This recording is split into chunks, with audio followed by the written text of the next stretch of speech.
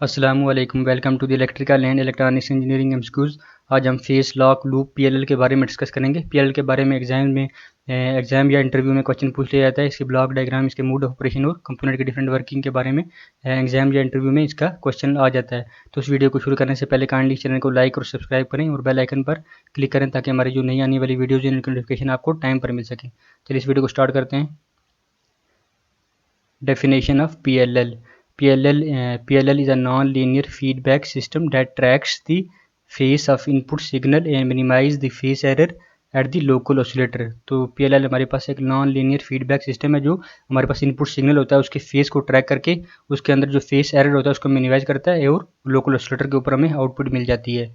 VC local oscillator basically VC होता है, voltage control oscillator, उसके ऊपर हमें आउटपुट मिलती है। तो PLL हमारे पास एक नॉन लीनियर फीडबैक सिस्टम होता है जो इनपुट सिग्नल के हमारे जो इनपुट सिग्नल जिसको जो हम देते हैं PLL को उसके फेस को ट्रैक करके उसके अंदर जो फेस एरर होता है उसको मिनिमाइज करता है और वो लोकल ऑसिलेटर पे हमें आउटपुट देता है।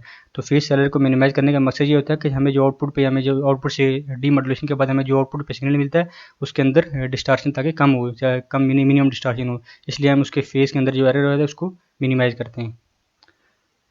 तो एप्लीकेशन ऑफ द PLL की जो सबसे इंपॉर्टेंट एप्लीकेशन है incoherent demodulation. PLL is use for removing the phase error. दो कोहेरेंट डीमॉड्यूलेशन हम यूज करते हैं, PLL is use for removing the phase error. तो हमारे पास ये देखने एक डायग्राम है, RFT is input signal, CFT is carrier signal, CFT is equal to AC sine of omega t plus ये आप देख सकते हैं फेस। तब ये दोनों जब सिग्नल जब आपस में मल्टीप्लाई होते हैं, मल्टीप्लाई होने के बाद हमारे पास एक सिग्नल बन जाता है। तो उस सिग्नल का जो हमारे पास फेस होता है, फेस सिंगल, इसको PLL बेसिकली ट्रैक करता है। ट्रैक करके इसके अंदर जो फेस एरर होता है उसको मिनिमाइज करके हमें लोकल ऑसिलेटर के ऊपर आउटपुट देता है। तो फेस एरर को बेसिकली मिनिमाइज कर इसलिए करते हैं ताकि हमें जो आउटपुट मिलेगी उसके अंदर हमारे पास कोई भी डिस्टार्शन लेस हो, कोई भी हमारे पास उसके अंदर डिस्टार्शन ना हो। तो इसकी जो मेन एप्लीकेशन है, इसको ज़्यादातर हम इसके अलावा जो इसकी एप्लीकेशन है FM demodulation, frequency shift king, FSK के अंदर इसको ज़्यादातर यूज़ किया जाता है। डीमॉड्यूलेशन पर्पज़ के लिए इसे ज़्यादातर यूज़ किया जाता है ताकि फेस एरर को रिमूव किया जा सके। तो ब्लॉक डायग्राम ऑफ PLL की जो ब्लॉक डायग्राम है इसके अंदर आप देख सकते हैं हमारे पास कौन कौन से कंपोनेंट हैं। फेस डिटेक्टर है, लो पास फिल्टर, VCO। तो VCO basically voltage control oscillator. तो इसकी इनके कंपोनेंट्स की हम वर्किंग के बारे में डिस्कस करते हैं अभी। कौन से फेस डिटेक्टर का क्या काम है, लो पास फिल्टर का क्या काम है और वोल्टेज ऑसिलेटर का क्या काम है। तो components of the PLL। The PLL consist of 3 basic component. PLL के हमारे पास 3 बेसिक कंपोनेंट होते हैं, फेस डिटेक्टर PD, लो pass filter LPF end voltage control oscillator जिसको VCO भी कहते हैं। तो सबसे पहले हम डिस्कस करते हैं फेस डिटेक्टर के बारे में। जो फेस डिटेक्टर होता है हमारे पास क्या करता है, इसका क्या काम होता है। Phase detector compare the output frequency F0 and input frequency. तो फेस डिटेक्टर का क्या काम होता है, हमारे पास जो आउटपुट फ्रीक्वेंसी लोकल ऑसिलेटर के ऊपर जो आती है F0 और जो इनपुट फ्रीक्वेंसी हम खुद देते हैं PLL को, इन दोनों के दरमियान कंपेरिजन करता है। तो the output of phase detector is proportional to the phase difference between F0 and Fin। तो जो आउटपुट होती है फेस डिटेक्टर की वो डायरेक्टली प्रोपोर्शनल किसकी होती है, जो इनपुट सिग्नल और आउटपुट जो सिग्नल होता है उनका जो डिफरेंस होता है उसके डायरेक्टली प्रोपोर्शनल होती है।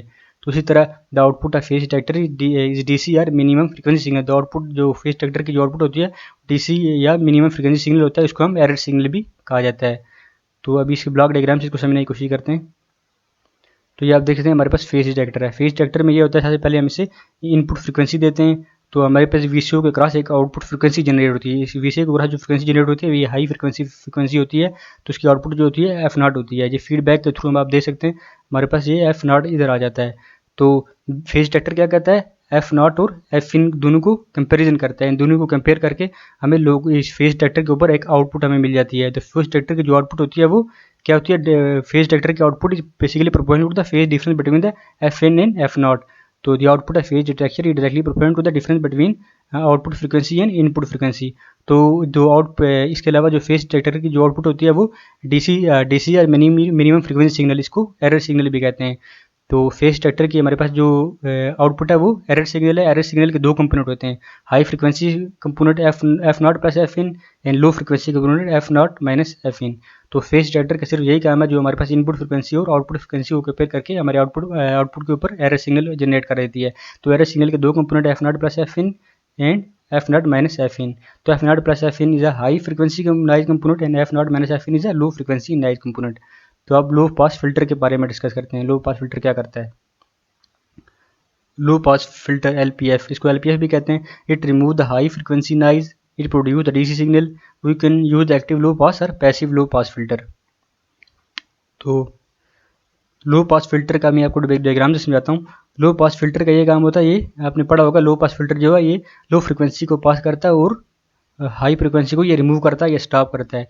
तो जो फेस डिटेक्टर की जो हमारे पास आउटपुट आई थी उसके अंदर एरर सिग्नल हमें आउटपुट मिली थी। एरर डिटेक्टर के सिग्नल के जो दो कंपोनेंट थे, high frequency component F0 plus F in and low frequency component F0 minus F इन। तो जो हमारे पास जो लो पास फिल्टर है ये high frequency component F0 plus F इन है, इसको ये स्टॉप कर देगा। जो लो फ्रिक्वेंसी कंपोनेंट है इसको ये पास करेगा।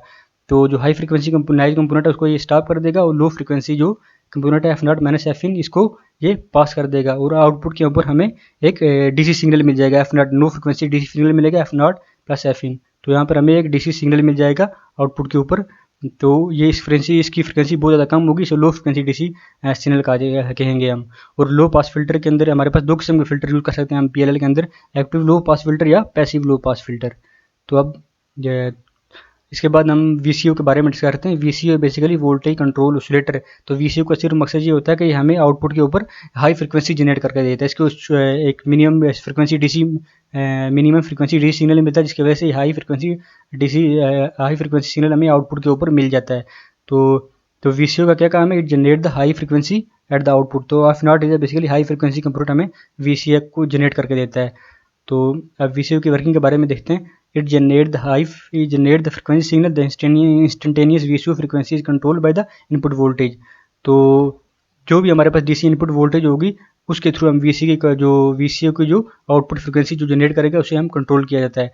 तो instantaneous VCO frequency control by the input voltage F0 is output voltage, F0 is equal to F plus kW. K is based on the input voltage. The frequency is VCO is controlled by the DC input voltage. तो VCO का सिर्फ यही मकसद होता है कि हमें output के ऊपर हमें कोई ना कोई फ्रिक्वेंसी हाई फ्रिक्वेंसी जनरेट कर, रैंडम फ्रिक्वेंसी जनरेट करे कोई ना कोई हमें दे देता है आउटपुट के ऊपर। तो ये बेसिकली VCO के हमारे पास PLL की कंपोनेंट की वर्किंग थी। अब हम इसके मोड ऑफ ऑपरेशन के बारे में डिस्कस करेंगे। PLL has 3 mode of operation, free running state, capture state and face lock state. तो इंटरव्यू में ज़्यादातर इसके PLL के ब्लॉक डायग्राम, इसकी working component of the different components और इसके जो मोड ऑफ ऑपरेशन है इसके बारे में क्वेश्चन पूछ लिया जाता है। तो इसके MCQs के पेपर में भी इसका क्वेश्चन, जो ऑब्जेक्टिव पेपर होता है उसमें भी क्वेश्चन आ जाता है।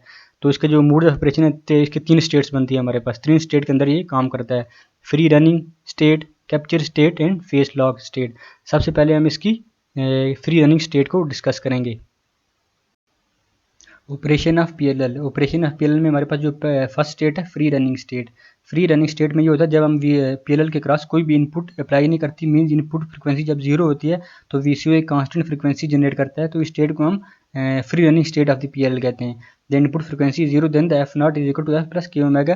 तो बेसिकली जो K है, मैंने पिछली स्लाइड में भी आपको बताया था कि जो K है ये इनपुट फ्रिक्वेंसी या इनपुट वोल्टेज पर डिपेंड करता है। जब K की वैल्यू यहाँ पर जीरो हो जाएगी तो F0 is equal to F is a constant frequency of the VCO and F0 is output of the PLL। जब हम PLL के क्रॉस कोई भी जो इनपुट फ्रिक्वेंसी होती है, जो इनपुट फ्रिक्वेंसी हम उसे देते हैं वो जीरो होती है, मीन्स कोई इनपुट हम अप्लाई नहीं करते, तो VCO एक कांस्टेंट फ्रिक्वेंसी को जनरेट करता है। तो स्टेट को हम PLL की स्टेट को हम क्या कहते हैं, free running state of the PLL।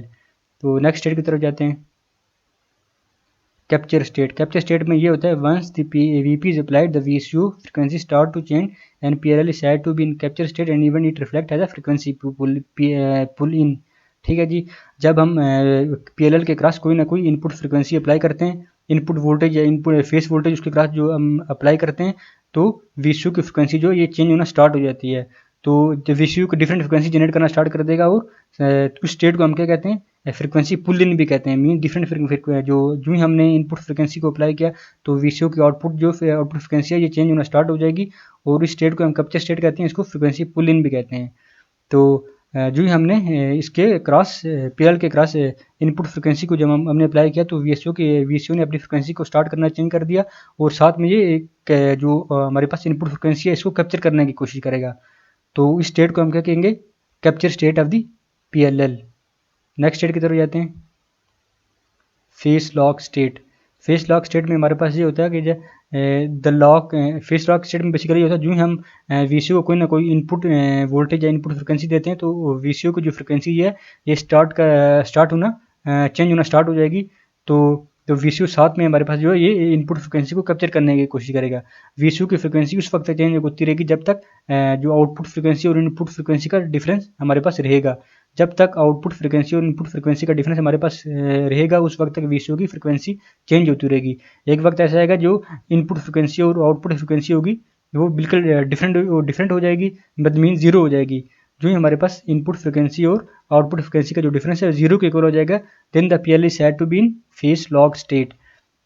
VCO की इस फेस लॉक स्टेट में हमारे पास ये होता है जी, जब भी हम इनपुट फ्रिक्वेंसी देते हैं PLL को, तो PLL के इनपुट फ्रिक्वेंसी देने की वजह से VCO डिफरेंट फ्रिक्वेंसी को जनरेट करता है। VCO की फ्रिक्वेंसी उस वक्त तक चेंज होती रहेगी जब तक हमारे पास F इन और F नॉट का डिफरेंस जो है ये हमारे पास रहेगा। जो ही F नॉट और F इन आउटपुट फ्रिक्वेंसी और इनपुट फ्रिक्वेंसी का डिफरेंस हमारे पास जीरो हो जाएगा, तो VCO हमारे पास इस फेस को इनपुट का जो फेस होगा इसको डिटेक्ट करने की कोशिश करेगा, और उस टाइम जो PLL की जो स्टेट होगी उसको हम फेस लॉक स्टेट कहेंगे। The lock range is defined as the range of frequency over which the change in input F not and F in is zero and refer as a phase lock state. तो सबसे पहले मैंने आपको बताया था free running state. Free running state में ये होता था जो ही हम VCO PLL के क्रॉस कोई भी इनपुट अप्लाई नहीं करते तो VCO एक कांस्टेंट फ्रीक्वेंसी जनरेट करता है। उस टाइम हम PLL को क्या कहते हैं, PLL is in free running state.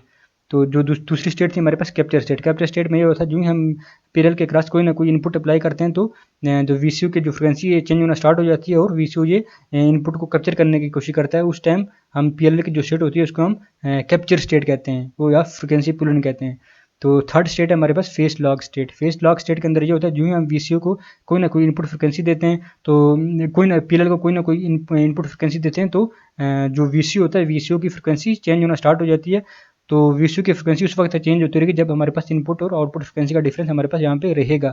जो इनपुट और आउटपुट फ्रिक्वेंसी का डिफरेंस जीरो हो जाएगा तो PLL क्या करेगा, हमारे पास इनपुट के जो फेस है उसको लॉक कर लेगा। इस स्टेज को क्या कहेंगे हम, phase lock state. Phase lock state के अंदर हमारे पास इनपुट और आउटपुट फ्रिक्वेंसी का डिफरेंस जीरो हो जाता है।